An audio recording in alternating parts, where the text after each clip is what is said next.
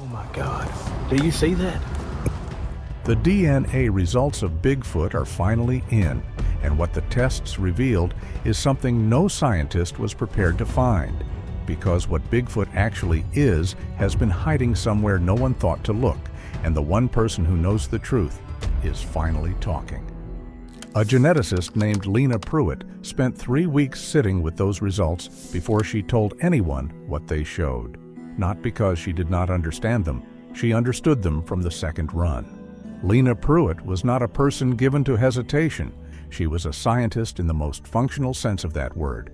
Someone whose job was to find out what the data said and report it accurately, regardless of what it implied.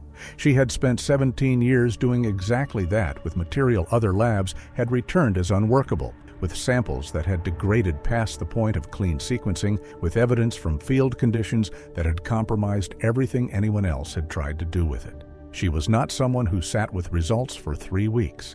She sat with these ones for 3 weeks. Not because she did not understand what they showed, because she understood exactly what they showed, and she could not find a single explanation for how that was possible. And every time she tried to construct one, it collapsed before she finished building it. The results were not ambiguous. That was the problem. Ambiguous results leave room for the methodology refinement that has not arrived yet, for the explanation that will eventually emerge once the right tool is applied. These could not be set aside. They were precise, they were consistent, and they were pointing at something that every framework she had spent 17 years operating inside had no category for. Before this is over, you are going to understand why 4 identical sequencing runs returned the same flag every time, and why that flag was not an error, and what it was actually pointing at. You are going to understand what Frank Sorrell knew before he hired Lena Pruitt, and what he did not want her to find, and why an 11-year-old missing persons case in the northernmost drainage has an answer now that it was never supposed to get. The DNA results are in. This is what they show. Frank Sorrell reached Lena Pruitt through a mutual university contact in early spring. He was not affiliated with any institution she could verify, and the research group he represented had no public profile, no website, no academic affiliation, no publication record she could locate. Private groups of this kind were not unusual in her experience. The arrangement was familiar, and the money was good, and the request seemed, on its face, entirely routine. He told her the samples had been collected over 18 months from 3 drainage systems in the Cascades. Unclassified large mammal, non-invasive collection, hair, biological trace, nothing that required a live capture or a carcass. He needed someone with her specific background in remote sample analysis and non-standard material, and he was prepared to pay a significant premium for the work and for her discretion. He did not say what the animal was. She did not ask. That was not unusual either. Clients with proprietary research interests did not always disclose the full scope of what they were working on, and her job was the sequencing work, not the context around it. Found nothing surprising in it, and signed it. She read the NDA, found nothing surprising in it, and signed it. The samples arrived 4 days later in sealed forensic containers with a chain of custody log that accounted for every transfer from field to door. The seals were intact. The material was properly preserved.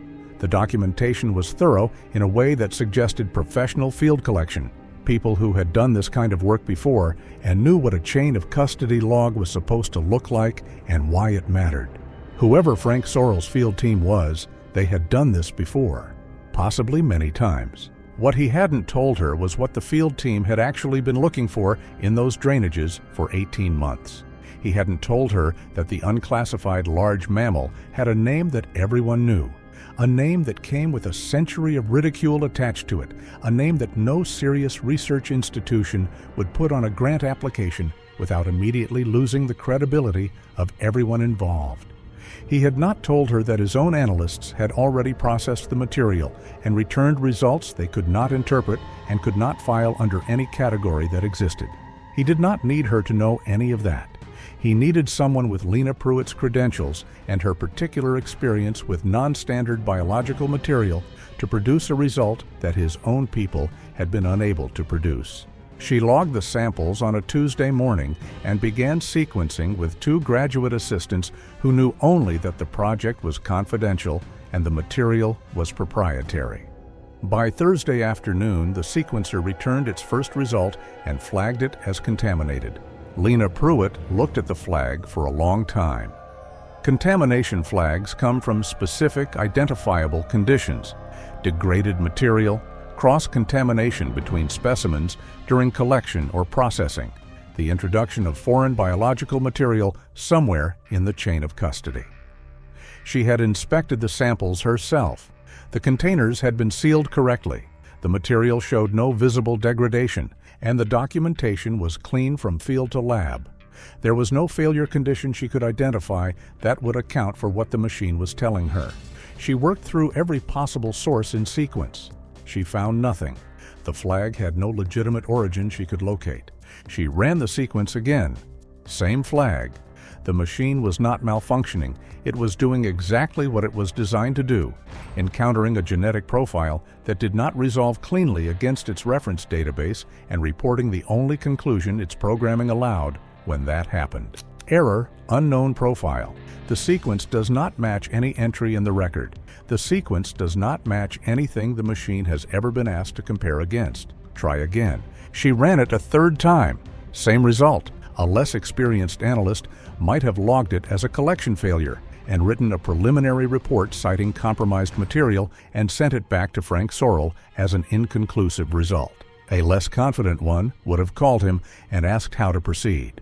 Lena Pruitt did neither. She isolated 1 sample, stripped its project documentation, assigned it a new identifier with no connection to the contract, and sent it to a second laboratory under a blind submission protocol, described as a degraded specimen from an archaeological collection, nothing more. She asked them to sequence it as thoroughly as their current reference set allowed, and report back with whatever they found, without telling them what she expected or what her own results had shown. 3 days later, they called her. They had flagged it as contaminated. She asked them to walk her through the result in full before they filed it, and they did. She did not write anything down while they talked because she did not need to. Every word matched what she had been looking at in her own lab for 3 days. A genetic profile that sat in the space between the categories the database had available and fit none of them cleanly. Something that looked, in its deepest structural architecture, like it had come from the same origin as human DNA, and simultaneously looked like nothing that origin had ever formally produced. She thanked them, ended the call, and ran her own samples a 4th time. The result did not change. She had now confirmed 2 things. The first was that the flag was not an error. The second was that 2 independent laboratories, working from the same material with no knowledge of each other's results, had arrived at the same impossibility. The profile was real. It was consistent. It was defeating every reference database both facilities had access to, not because it was degraded or compromised, but because the organism that had produced it had never been submitted for formal analysis anywhere, had never been cataloged, had never been given a species name or a taxonomy entry or any official existence in the biological record that any database anywhere was built to document. And that was the moment Lena Pruitt stopped trying to explain what she was looking at and started looking at what it actually was. The genetic profile showed human markers in a way that was not incidental and not ambiguous. These were not surface similarities of the kind that appear across broad primate populations through shared ancient ancestry. These were structural markers, the specific genetic architecture of the Homo line, present in the samples the way a foundation is present in a building, not decorative, load-bearing.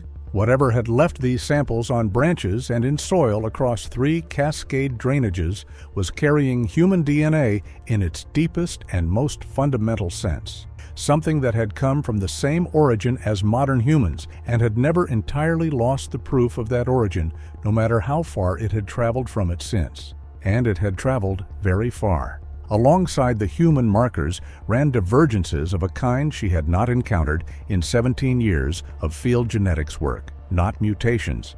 Mutations are single events that alter one element without changing the underlying logic of the genome. These were divergences, systematic, coherent, consistent across all three collection sites because they were not errors or accidents, but features, the accumulated product of a lineage that had been developing independently for long enough that the independence had become structural. She ran the drift calculation, the genetic clock that measures how long a population has been isolated from the lineages it once shared. She ran it 3 times because the first result seemed wrong. It was not wrong. The number was tens of thousands of years, a divergence that had happened in deep prehistory, before agriculture, before settlement.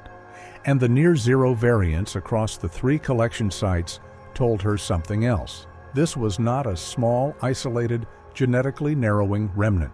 The stability of the profile implied a lineage that had been surviving continuously, maintaining genetic diversity, living in equilibrium with its environment across a span of time that made the entire recorded history of human civilization look like an afterthought. Bigfoot had not been hiding in those forests. Bigfoot had been living in them for longer than the roads and the gates and the Forest Service infrastructure that marked the edges of his terrain had existed, for longer than the concept of a boundary applied to land he had been moving through since before anyone arrived to name it. Not a legend, not a hoax, a population, continuous, established, and genetically real in a way that the DNA results confirmed, and that nothing in the databases those results were tested against had any framework to absorb. She had confirmed what it was not. She was not yet ready to say what it was. And that question, that specific open question, was still sitting unresolved on her desk when she moved into the next phase of the work and found something that made the question considerably harder to sit with. She had moved past the sequencing phase and into geographic analysis, mapping a likely population range from the 3 collection sites, modeling movement corridors through the terrain, cross-referencing drainage geography against habitat and elevation data to build a picture of how large the range implied by the samples might actually be, and how long a population would need to have been present in that terrain to show the distribution pattern the collection log documented. Standard work. As part of it, she pulled the incident database for all 3 cascade drainages, looking for any logged field activity that might generate comparative biological material. Research permits, biological surveys, wildlife assessments, background data. The incident database returned everything logged in those drainages for the past 20 years. Trail maintenance records, weather station logs, a pair of fire observation reports from a dry summer nearly a decade back. Standard administrative material with nothing in it that touched her analysis in any meaningful way. And one missing persons case, filed 11 years ago. Northernmost drainage, the same drainage that had produced her most concentrated sample set, the location where the field team's collection log showed the highest density of biological material recovered across the entire 18-month operation. Pete Dunmore, 41 years old, experienced backcountry hiker with a documented history of solo trips in remote Cascade terrain.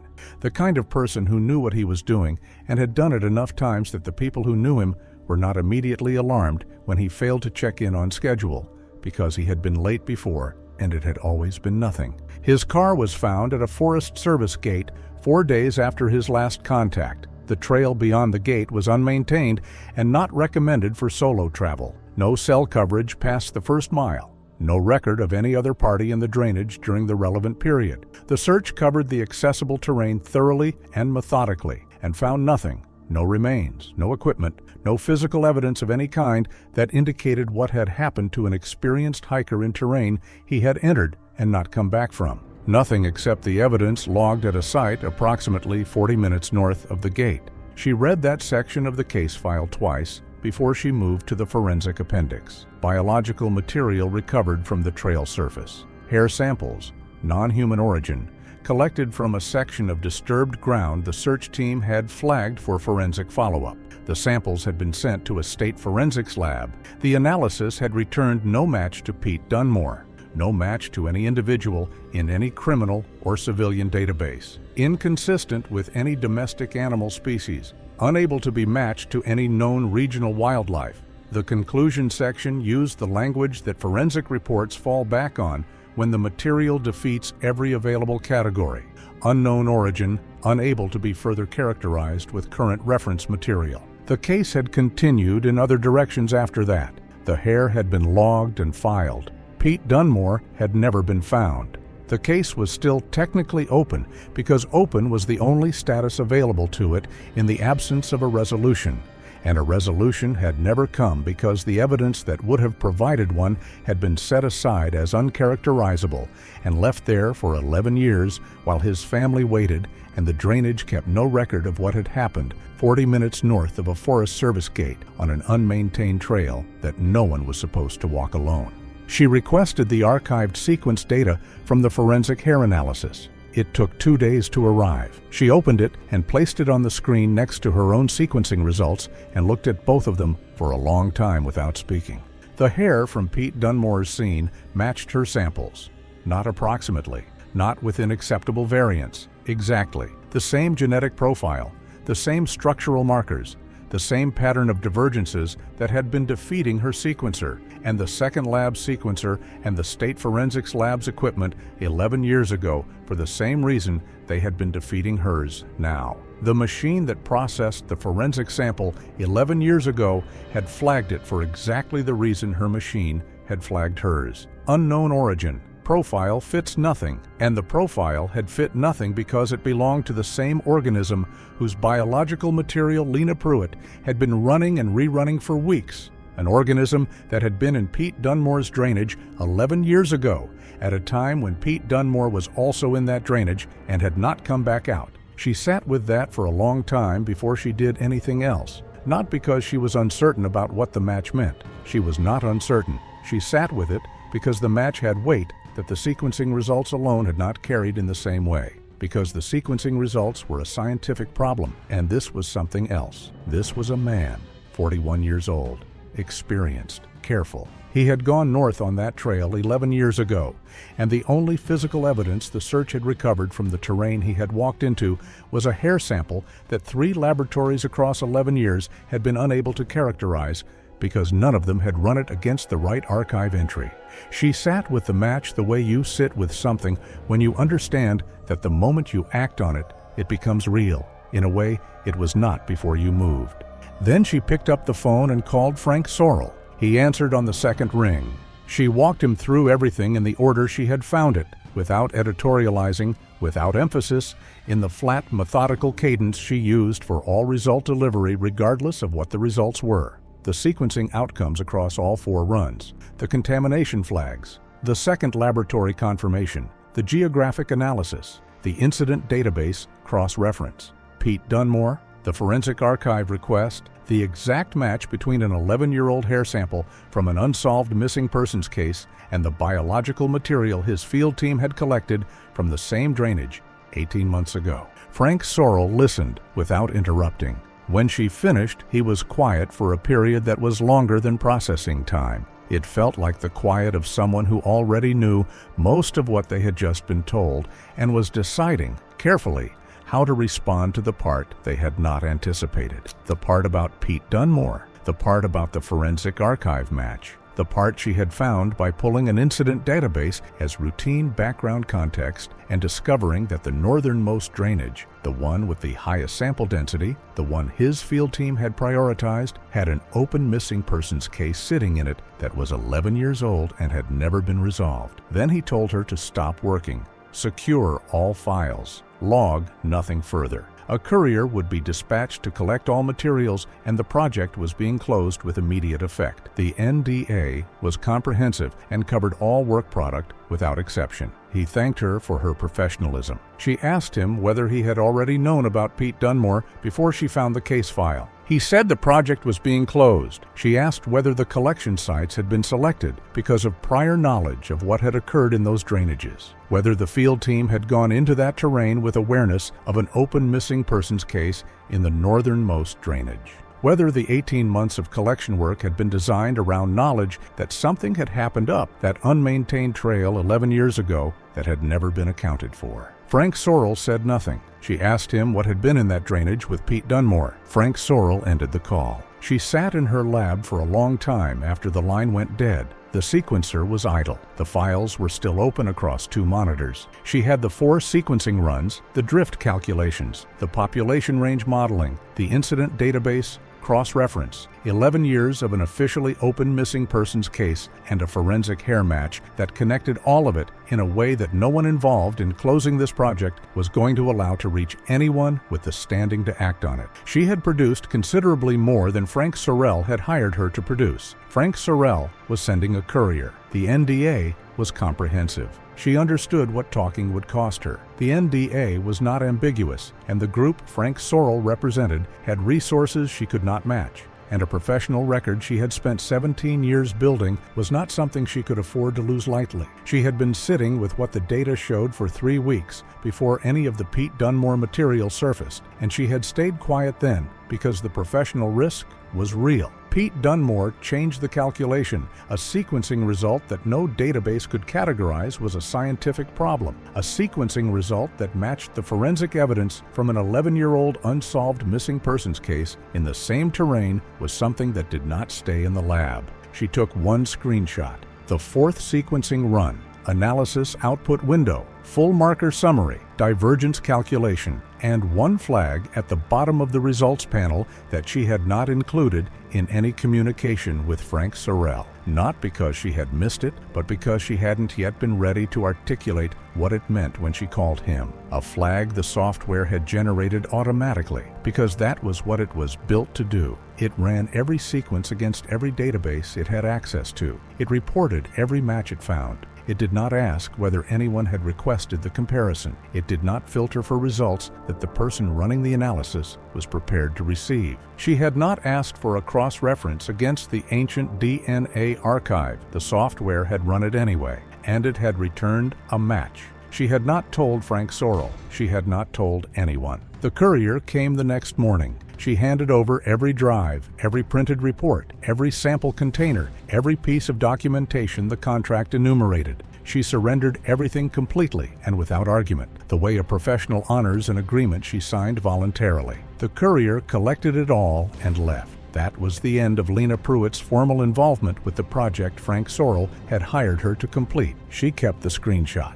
The ancient DNA archive is where science keeps its record of what used to exist. Genetic material extracted from fossil specimens, from archaeological remains, from biological samples recovered across the world, from sites ranging from a few thousand years old to several 100,000. It is the documentation of lineages that rose and declined and in many cases disappeared entirely from the living record. The genetic proof of organisms that the modern world has no living representative of, filed and cataloged and cross-referenced automatically against every new sequence that any laboratory running the standard software suite processes. It is looking for lineage connection, for the attenuated echoes of ancient populations that sometimes persist in their modern descendants in ways that are informative about where those descendants came from and how long ago the relevant divergence occurred. The flag at the bottom of Lena Pruitt's 4th sequencing run pointed to 1 entry in that archive. Not a modern population,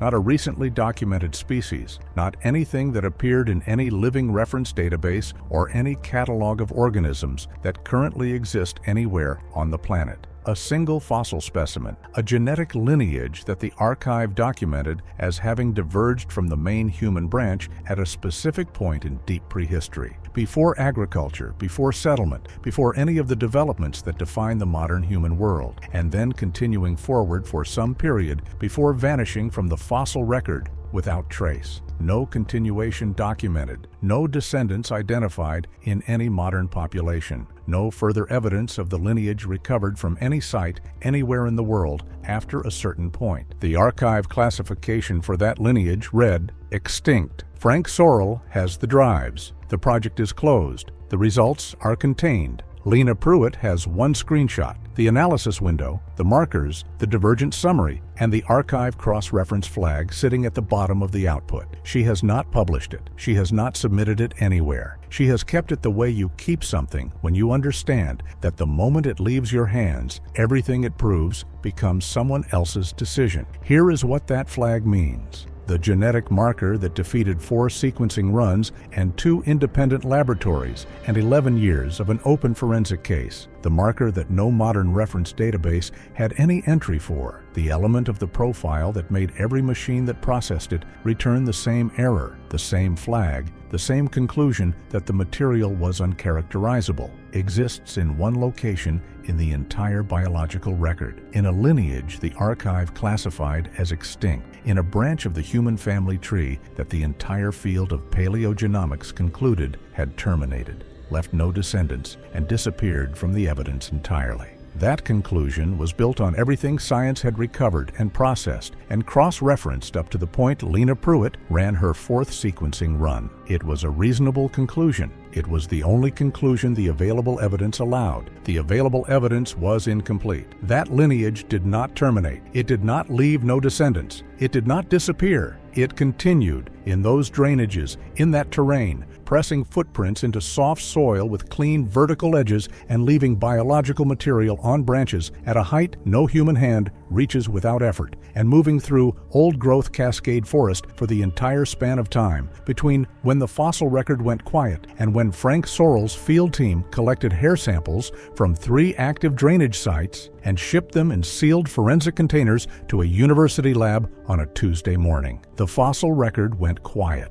The databases filed the conclusion that silence required, and Bigfoot kept moving through those drainages anyway, for the entire duration, through all of it, leaving evidence that no institution equipped to process it had ever been in a position to find until a private research group with no public profile hired the one scientist whose equipment ran an automatic cross-reference no one had thought to run before. The archive said extinct, the DNA said otherwise. And somewhere in the northernmost drainage, 40 minutes north of a Forest Service gate on a trail that is unmaintained and not recommended for solo travel, Pete Dunmore walked into the proof of that 11 years ago and did not walk back out. The DNA results are in. The archive match is exact. And now you know what the flag means.